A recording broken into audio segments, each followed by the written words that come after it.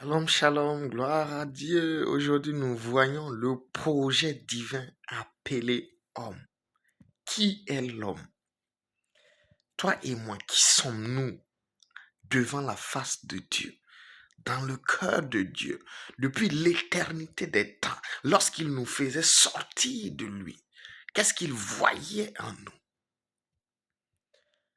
Cette question a été posée par le psalmiste, le roi David, qui déclare dans le psaume 8, verset 6, verset 5 à 7, il dit, qu'est-ce que l'homme pour que tu te souviennes de lui, et le Fils de l'homme pour que tu prennes garde à lui?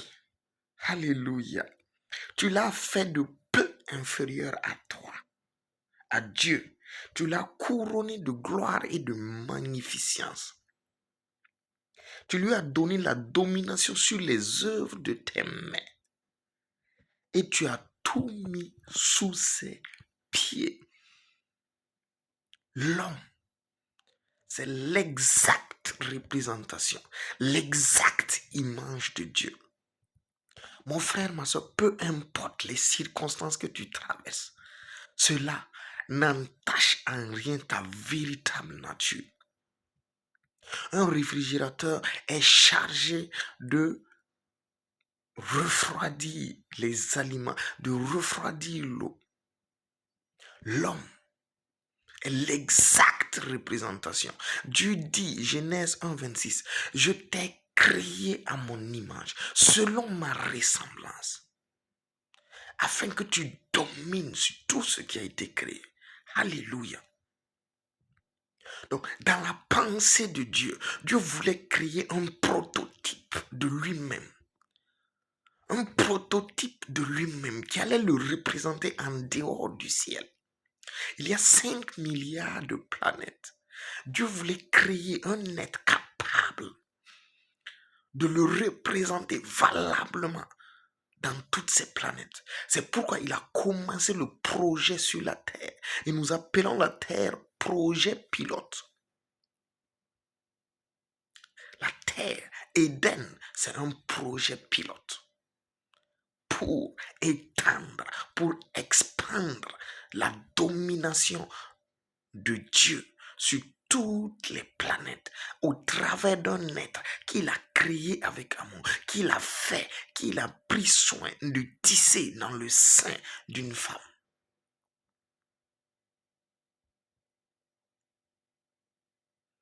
Voilà qui nous sommes. N'est-ce pas merveilleux? Nous sommes des enfants de Dieu, des fils, c'est-à-dire des gens dont la source vient de Dieu. Dieu est notre Père.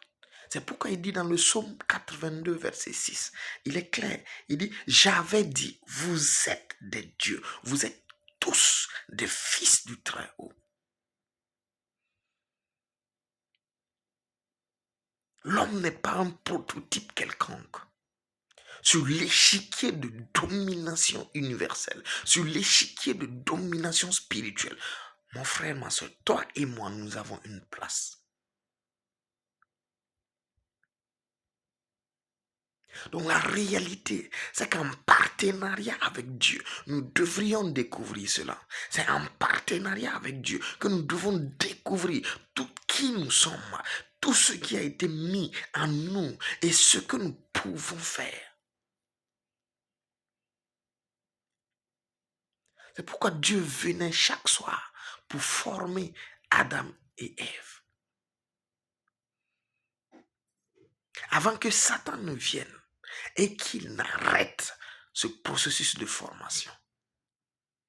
Parce que lorsque Satan est venu, il leur a demandé, est-ce que vous êtes sûr que Dieu a réellement dit que vous ne mangerez pas du fruit de cet arbre? Ils ont dit, bon, par Ève, nous pensons que c'est le cas.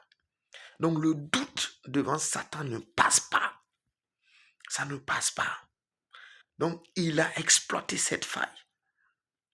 Et il leur a dit, si vous mangez, vous serez comme des dieux. Donc, ils ont désobéi à la parole de Dieu parce qu'il y avait une certaine forme d'ignorance sur leur identité. l'identité est très importante. Qui je suis doit être totalement imbibé dans mon cœur. Je suis de Dieu. J'ai une mission sur cette terre, c'est représenter Dieu lui-même. C'est une lourde charge. Ce qui fait que la marche doit être circonspecte. La marche doit suivre un certain protocole. Parce que je représente une identité divine sur la terre. Et cette identité divine est hyper importante.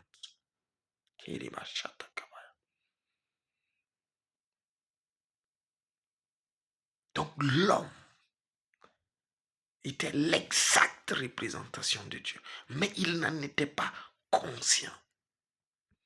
Et ça a créé une chute de l'homme.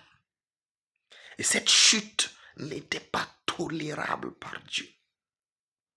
Il fallait qu'il sauve l'homme. Il le fallait.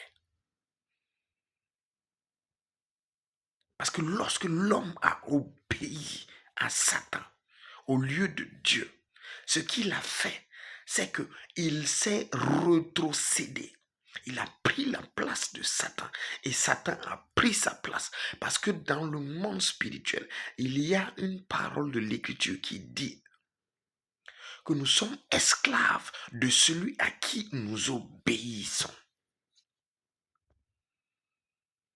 Donc l'homme, en obéissant au diable, qui avait chuté, qui avait perdu toute autorité et qui était devenu un simple et vulgaire nom sur l'échiquier spirituel, l'homme a chuté le jour où il a obéi à son maître, le diable.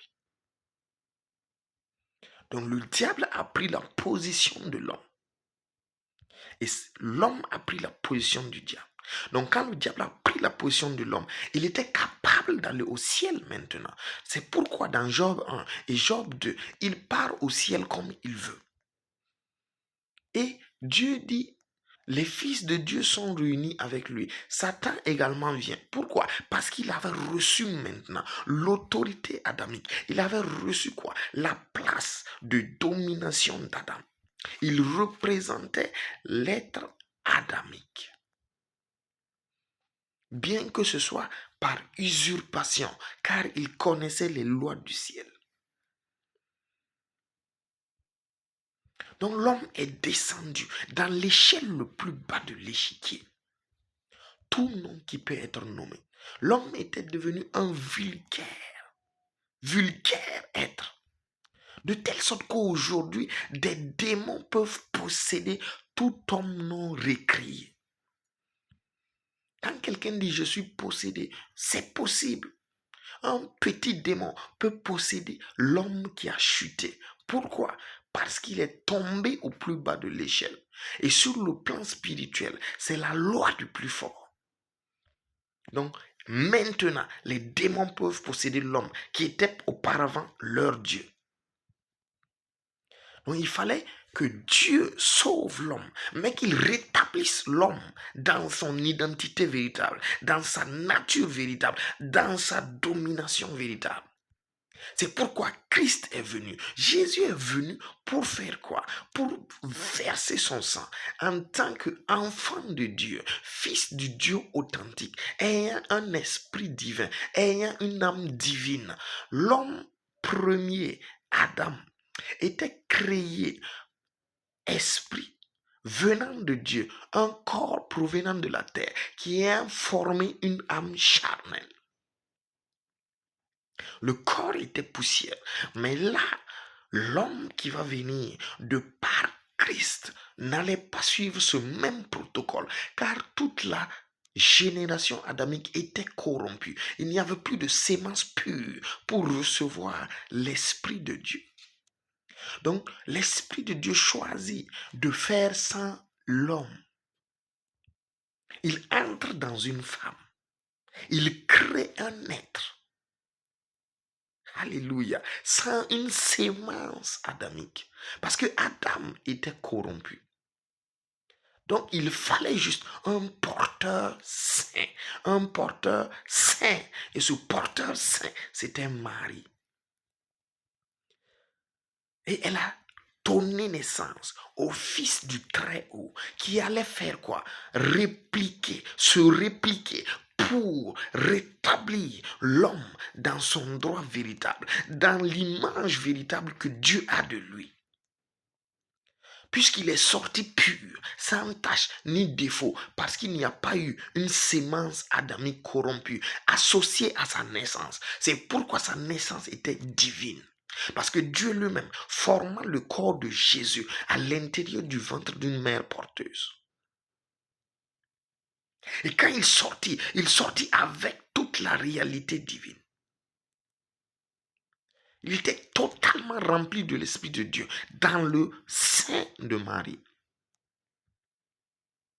C'était un Dieu vivant.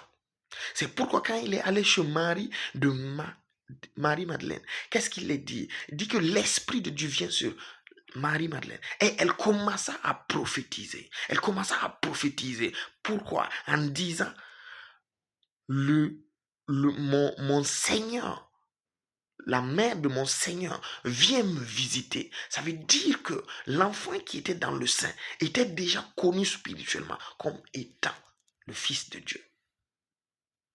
Alléluia.